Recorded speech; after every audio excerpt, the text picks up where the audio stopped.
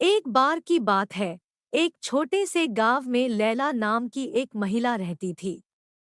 वह एक सुंदर और दयालु महिला के रूप में जानी जाती थी। लेकिन एक ऐसा काला रहस्य था जिसके बारे में बहुत कम लोग ही जानते थे। लैला के बारे में कहा जाता था कि वह एक चुड़ैल के वश में थी, एक ऐसी राक्षसी जो दूसरों की जीवन शक्ति को खिलाती है। एक रात गांव से गुजरने वाले यात्रियों के एक समूह ने लैला के घर में आराम करने का फैसला किया।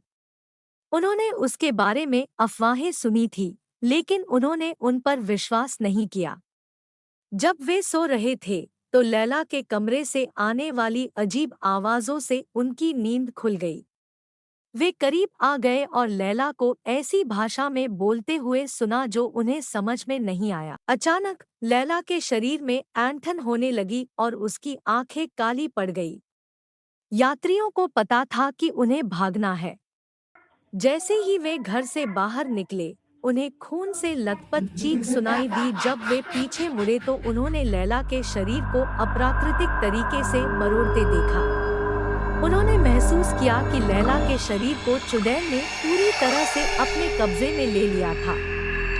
जो कुछ हुआ था उसके बारे में अन्य ग्रामीणों को सचेत करने के लिए यात्री गांव की ओर भागे, लेकिन बहुत देर हो चुकी थी।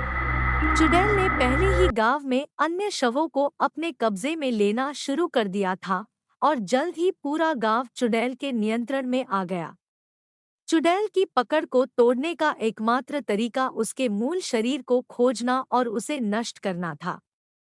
यात्री कुछ बहादुर ग्रामीणों के साथ चुड़ैल के शव को खोजने के लिए निकल पड़े। काफी खोजबीन के बाद उन्हें यह गांव के बाहरी इलाके में एक गुफा में मिला। चुड़ैल ने उनकी मौजूदगी को भांप लिया और उन पर हमला कर दिया। यह एक भयंकर युद्ध था, लेकिन अंत में वे चुड़ैल के शरीर को नष्ट करने और अभिशाप को तोड़ने में सफल रहे। लैला आखिरकार चुड़ैल के नियंत्रण से मुक्त हो गई।